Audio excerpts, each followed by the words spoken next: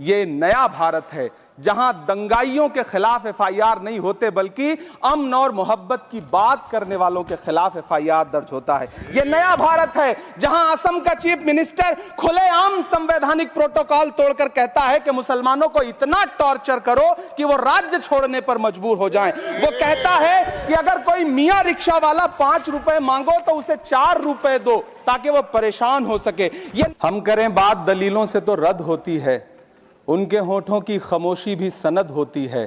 कुछ न कहने से भी छिन जाता है एजाज़े सुखन, जुल्म सहने से भी जालिम की मदद होती है।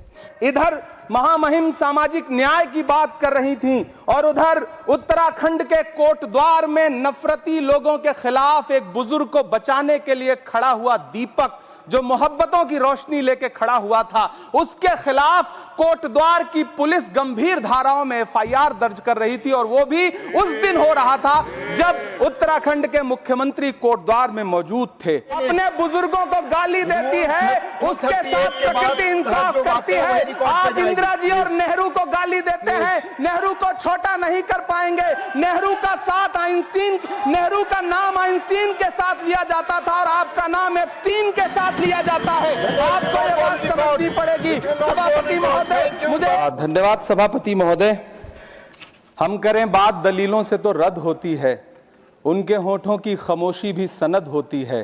कुछ न कहने से भी छिन जाता है एजाज़े सुखन, जुल्म सहने से भी जालिम की मदद होती है।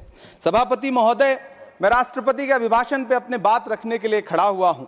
उस दिन देश की संसद के गलियारों में सरकार की तारीफ करती हुई महामहिम की आवाज गूंज रही थी, तो उधर मेरे कानों में हसदेव के जंगलों में आदिवासियों को जिंदगी देने वाले पेड़ों पर चलती हुई कुल्हाड़ी की आवाज गूंज रही थी।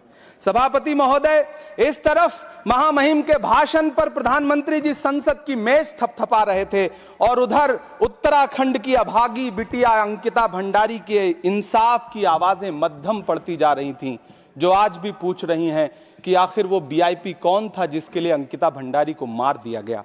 सभापति महोदय, इधर महामहिम सामाजिक न्याय की बात कर रही थीं और उधर उत्तराखंड के कोटद्वार में नफरती लोगों के खिलाफ एक बुजुर्ग को बचाने के लिए खड़ा हुआ दीपक, जो मोहब्बतों की रोशनी लेके खड़ा हुआ था, उसके खिलाफ कोटद्वार की पुलिस गंभीर धाराओं में एफआईआर दर्ज कर रही थी। और वो भी उस दिन हो रहा था जब उत्तराखंड के मुख्यमंत्री कोटद्वार में मौजूद थे। ये नया भारत है जहां दंगाइयों के खिलाफ एफआईआर नहीं होते बल्कि अमन और मोहब्बत की बात करने वालों के खिलाफ एफआईआर दर्ज होता है। यह नया भारत है जहां असम का चीफ मिनिस्टर खुलेआम संवैधानिक प्रोटोकॉल तोड़कर कहता है कि मुसलमानों को इतना टॉर्चर करो कि वो राज्य छोड़ने पर मजबूर हो जाएं। वो कहता है कि अगर कोई मियां रिक्शा वाला 5 रुपए मांगो तो उसे 4 रुपए दो ताकि वो परेशान हो सके। यह नया भारत है जहां बरेली में खाली घर में नमाज पढ़ने पर पुलिस मुकदमा दर्ज करती है। यह नया भारत है जहां क्रिसमस की तैयारी करते हुए ईसाइयों पर सरकार मुकदमा दर्ज करती है। यह नया भारत है जहां जम्मू कश्मीर में नीट का एग्जाम क्वालिफाई करने वाले 50 बच्चों में अगर 42 मुसलमान होते हैं तो फिर मेडिकल कॉलेज की मान्यता ही रद्द होती है और जश्न मनाया जाता है। महामहिम राष्ट्रपति का भाषण में सुन रहा था। सर, यह नया भारत है जहां मध्य प्रदेश के बैतूल में बच्चों के स्कूल बनवा रहे मोहम्मद नईम का घर स्कूल इसलिए तुड़वा दिया जाता है क्योंकि वो स्कूल बनवा रहे थे। ये नया भारत है जहां कोर्ट का स्टे होने के बावजूद बनारस की दाल मंडी में सैकड़ों दुकानें तोड़ी जा रही हैं क्योंकि रास्ता चौड़ा करना है। सभापति महोदय, मैं आपसे कहना चाहता हूं कि जो पीढ़ी अपने बुजुर्गों को गाली देती है, उसके साथ प्रकृति इंसाफ करती है। आप इंदिरा जी और नेहरू को गाली देते हैं, नेहरू को छोटा नहीं कर पाएंगे। नेहरू का साथ आइंस्टीन, नेहरू का नाम आइंस्टीन के साथ लिया जाता था और आपका नाम एप्स्टीन के साथ लिया जाता है।